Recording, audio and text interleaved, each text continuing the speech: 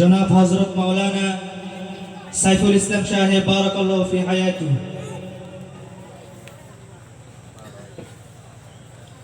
अस्सलामु अलैकुम व रहमतुल्लाहि व बरकातुहू। वालेकुम अस्सलाम व रहमतुल्लाहि व बरकातुहू। अल्हम्दुलिल्लाह नहमदुहु व नस्तईनुहु व नस्तगफिरुहु व नु'मिनु बिही व नतवक्कलु अलैहि व नऊज़ु बिल्लाहि मिन शुरूरि अनफुसिना व मिन सय्यिआति अअमालिना। من يهد الله فلا مضل له ومن يضلله فلا هادي له. ونشهد أن لا إله إلا الله وحده لا شريك له. ونشهد أن محمدا عبده ورسوله الذي أرسله بالحق بشيرا ونذيرا وداعيا إلى الله بإذنه وسراجا منيرا. أما بعد فأعوذ بالله من الشيطان الرجيم. بسم الله الرحمن الرحيم. إنا نحن نزلنا الذكر وإنا له لحافظون.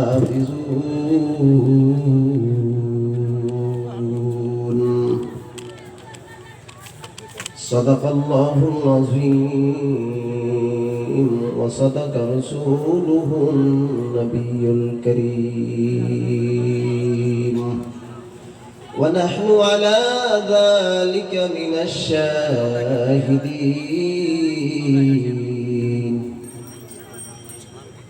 मिठा दो अपनी हस्ती को, मिठा दो अपनी हस्ती को, अगर कुछ मर्तबा चाहो कि दाना खाक में मिलकर गुले गुलजार होता है।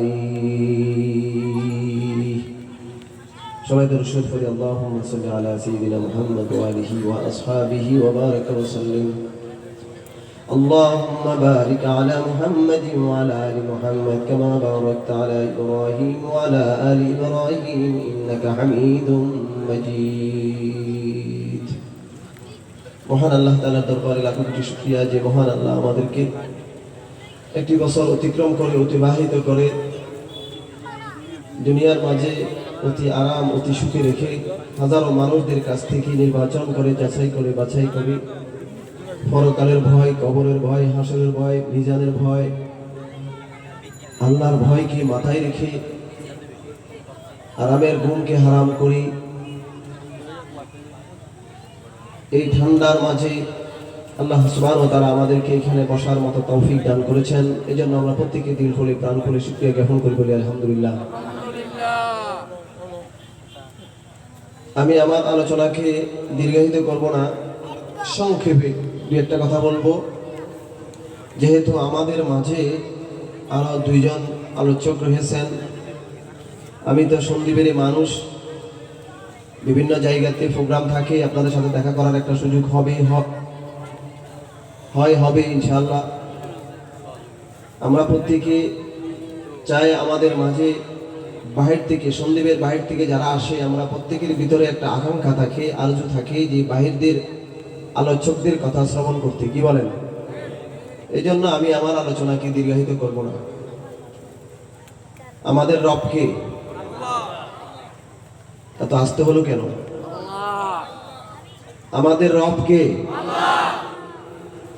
এই যে আসতে বললেন, এটার জন্য জবাব দিতে হবে খোদার কাছে, ঠিক কিনা? তোমাদের ঈমান দুর্বল, ঈমান সফল নয়, ঠিক কিনা? আমাদের রবকে সন্দেহ আছে? যদি থাকে ঈমান থাকবে? আল্লাহ তাআলা আমাদের সকলকে, আমাদের রব যে আল্লাহ, এই কথাটা অন্তর থেকে সঠিকভাবে ধারণ করার তৌফিক যেন দান করেন, আমিন। কোরআন এটা কার কিতাব? এই কোরআনের ইলম ছাড়া, এই কোরআন, এই কিতাব ছাড়া মানুষের জীবনে কোনো মূল্য আছে? কেউ যদি বলে আমার মূল্য আছে, তাহলে তার দুনিয়ার মধ্যে তার মূল্য, আখিরাতে তার কোনো মূল্য নাই, ঠিক কিনা? তাহলে আমি যদি সম্মানী হতে হয়, আমাকে আমার কোরআন লাগবে। আমি যদি দুনিয়ার মধ্যে শান্তি চাই, মরণের পরও শান্তি চাই, আমার রবের প্রতি বিশ্বাস লাগবে কিনা? লাগবে কিনা? গ্রন্থ হিসাবে কোরআনুল কারীমকে ধারণ করতে হবে কিনা? এখন তো বর্তমানে কথা আছে, কাজে আমল নেই। কথা আছে, কাজ নেই, কথা বলে না। কথা আছে কি নাই? কাজ নাই। এমন তো হলে চলবে না, এমন তো হলে চলবে না। কথাও থাকবে, কাজও থাকবে। কথা কম, কাজ বেশি। কথা কম, কাজ বেশি। এখন কথা বেশি, কাজ নেই। যদি থাকতো, আজকে মুসলমানে বিভিন্ন দলে বিভক্ত, কথা কয় না? বিভক্ত, ঠিক কিনা? বাংলাদেশের মাটিতে যে সুন্দর একটি সোনালী পরিবেশ এসেছে, কি বলেন? যে সুন্দর একটি সোনালী পরিবেশ আসছে কিনা, এই সুযোগে যারা বাস্তবিক ঈমানদার, যারা 17 বছরে, যাদের রক্ত, শ্রম,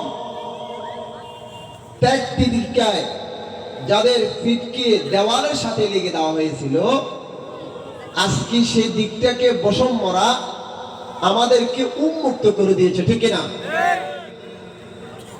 এই উন্মুক্তকে যদি আমরা ধরে রাখতে হয়, না হলে আমাদেরকে আবার আগের মতো সেই পরিণতি ভোগ করতে হবে, ঠিক কিনা বলেন? আজকে একটা কথা বলি, যদিও আমি একটু শুকিয়ে গেছি, দুর্বল হয়ে গেছি, কিন্তু আমার ভিতরে বিন্দু পরিমাণও ভয় নেই, যথেষ্ট আনন্দে কাজ করতেছে, ঠিক কিনা? কেন? যে আমাদের মুসলমানেরা, উলামায়ে কেরামেরা, নবীর ওয়ারিসরা, কোরআনের বাহকেরা, কোরআনের ফাঁকিরা উন্মুক্তভাবে কথা বলবে। কথা বলে না? উন্মুক্তভাবে কি বলবে? কথা বলবে। তো আসলে এজন্য আমার কাছে যদিও একটু পরিশ্রম হয়, কিন্তু আমার দিলের ভিতরে সে পরিশ্রম নাই। আমার কাছে খুবই ভালো লাগতেছে যে আমরা আজকে এমন একটি সুন্দর পরিবেশ করতে পেরেছি, যে পরিবেশটুকু করতে গিয়ে অতীতে আমাকে অনেক পেরেশানি ভোগ করতে হয়েছে, ঠিক কিনা বলেন? অতীতে অনেক হুমকি দমকির শিকার আমি হইতেছি, কথা কই না? আল্লাহ তাআলা আজকে আমাদেরকে সে হুমকি দমকি সব কিছু থেকে আল্লাহ আমাদেরকে মুক্ত করেছেন, ঠিক কিনা? আল্লাহ আমাদের সকলকে কবুল করেন, আমিন। প্রিয় ভাইয়েরা, আমাদেরকে একটি জিনিসের দিকে খুবই লক্ষণীয়, দল মত নির্বিশেষ আমরা ঐক্যের ব্যানার আসতে হবে, একই ব্যানার আসতে হবে, কথা হয় না? কি আসতে হবে? একই ব্যানার আসতে হবে। এই বাংলাদেশে 18 থেকে 19 কোটি মানুষের বসবাস, কথা বলে না? 18 থেকে 19 কোটি মানুষের মধ্যে 95 জন মুসলমান, কথা বলে না? 95 জন কি মুসলমান, আর 5 জন বিভিন্ন অন্য জাতি, ঠিক কিনা? অন্য জাতি।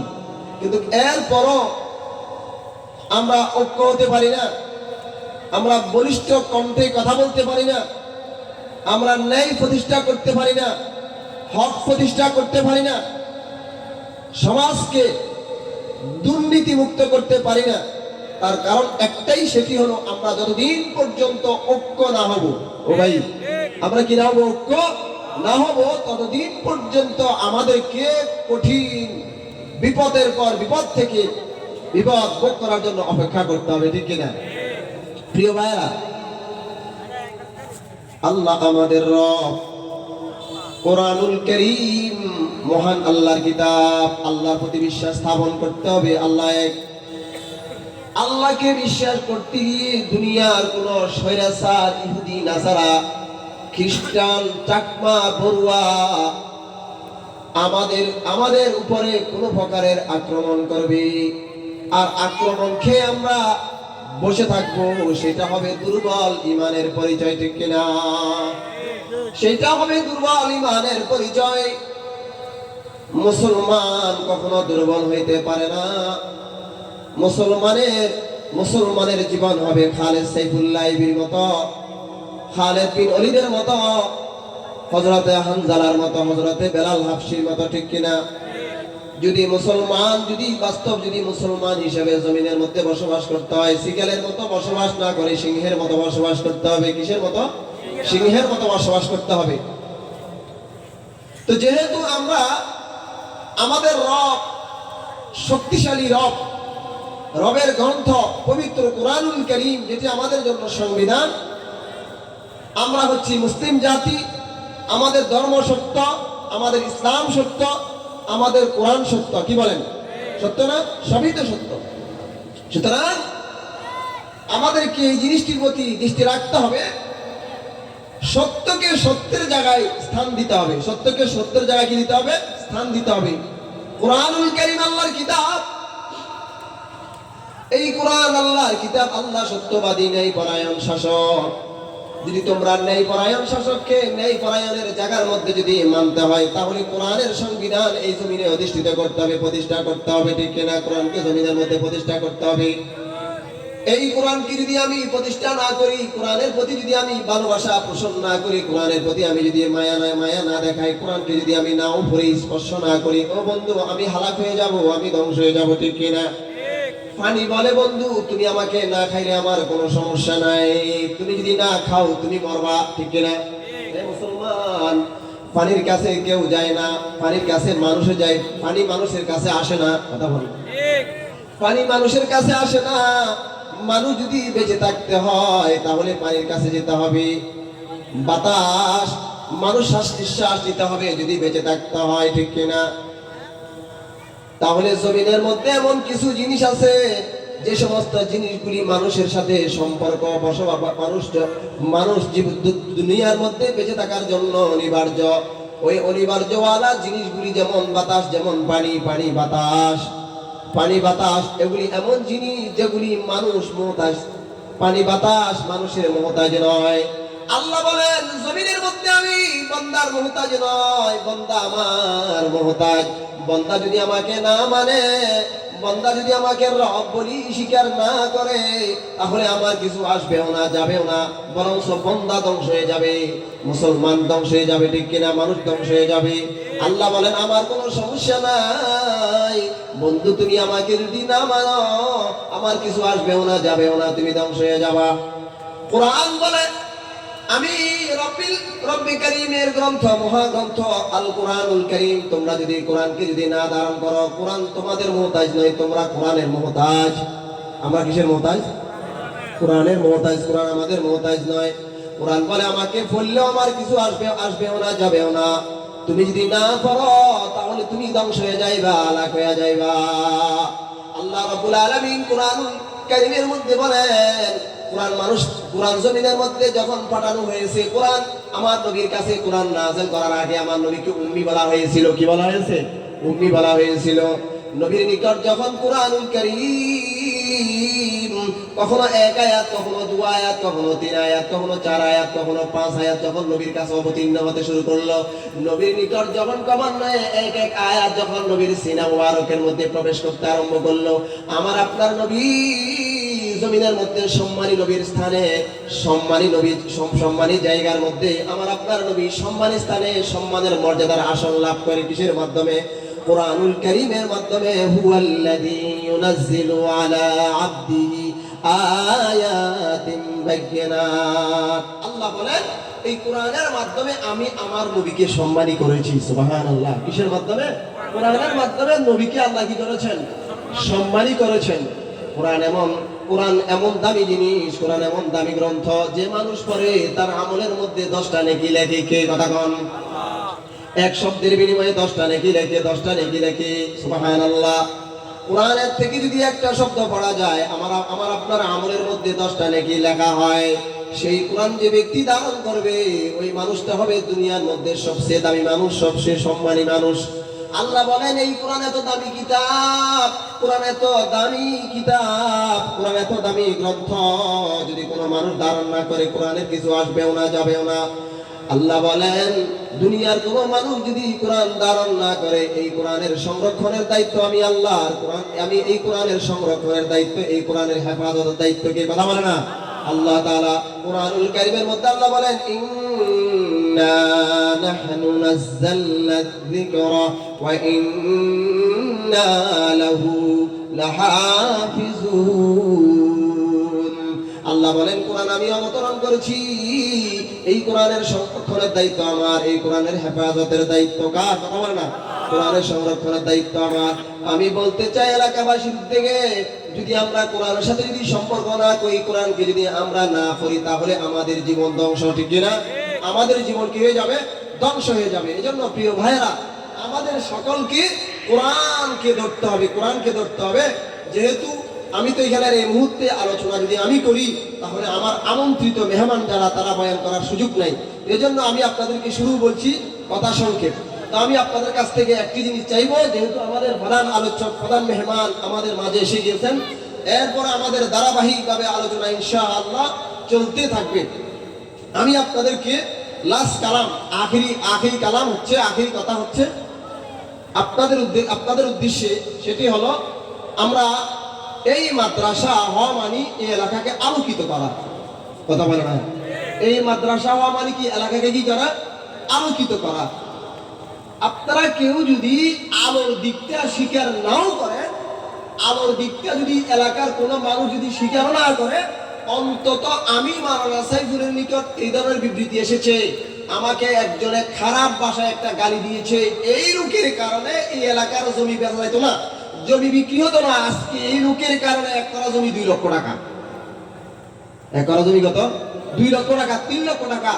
গণ মানুষের সামনে, একজন দুইজন নয়, বিশাল মানুষের সামনে খুবই খারাপ আচরণ দিয়ে গালি দিয়েছেন। কি দিয়েছেন?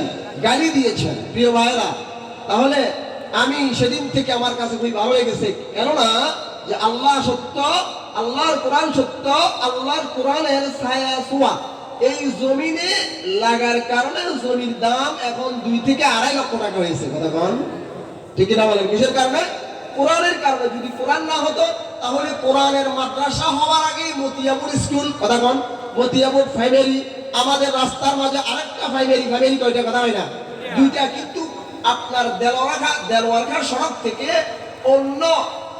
অন্য আপনার গলিতে 2টা প্রাইমারি একসাথে নাই। কথা বল না? একসাথে নাই। আমরা সে একেবারে কাজীপাড়া তেমাতা থেকে নিয়ে আপনার সন্দীপের একবারে আগ্রহাট পর্যন্ত দেখি, আপনার একেবারে স্বল্প জায়গার মধ্যে 2টা প্রাইমারি একসাথে। কিন্তু অতি দুঃখজনক ব্যাপার যে আমাদের পূর্বপাশে একটা প্রাইমারি, শিক্ষার আলো সেখানে। কথা বলে না? শিক্ষার আলো সেখানে।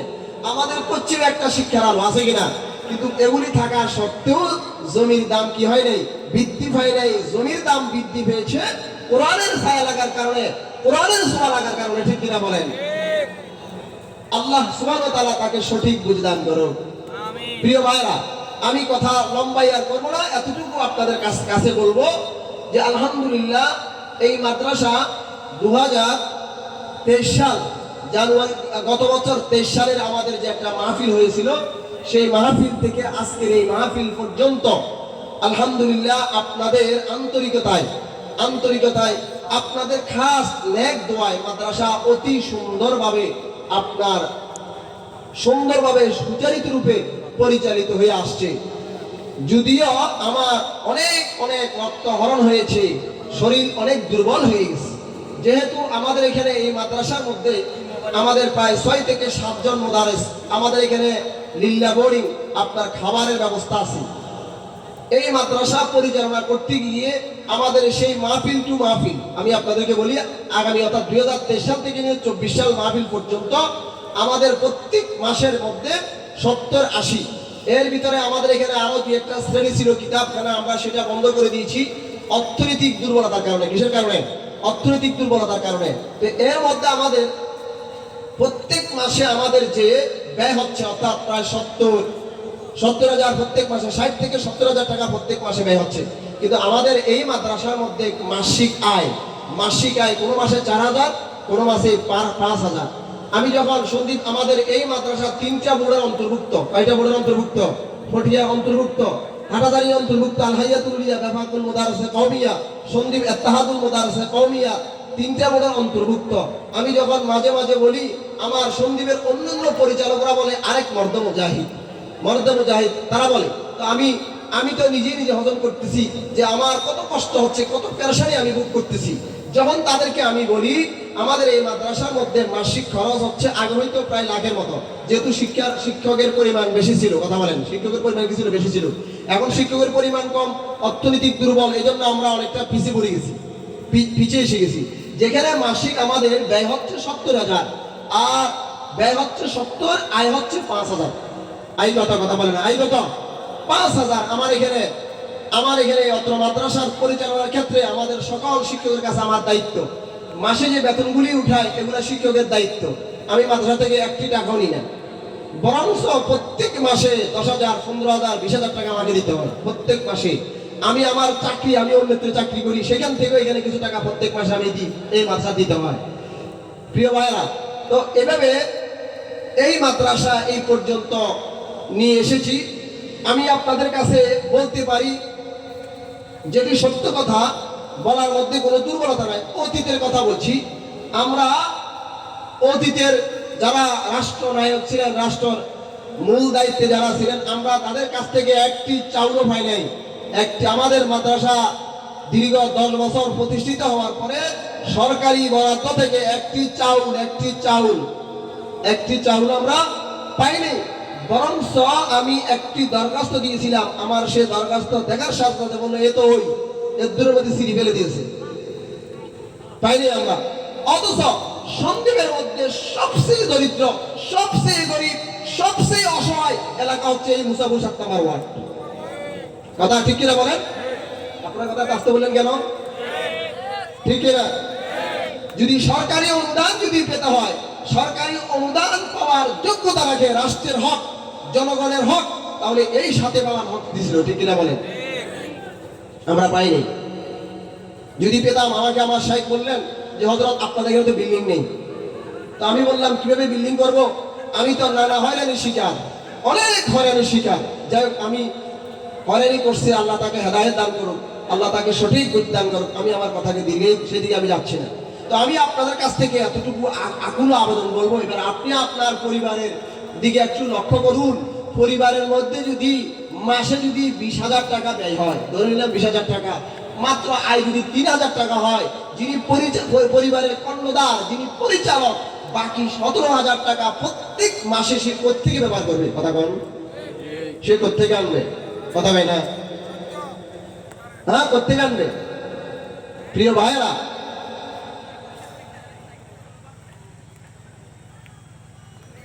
আমি আপনাদের কাছে এতটুকু বলবো, কখনো তো আমি কারোর কাছে শব্দ ব্যবহার করছি? কথা বলেন। কেউ বলত যে আমাদের এখানে বোর্ডিং এর জন্য 10,000 টাকা হুজুর এতিমখানার মধ্যে, এখানে আপনার শিক্ষকগুলিকে কি খাওয়াচ্ছেন, ছাত্ররা কি খাইতেছে?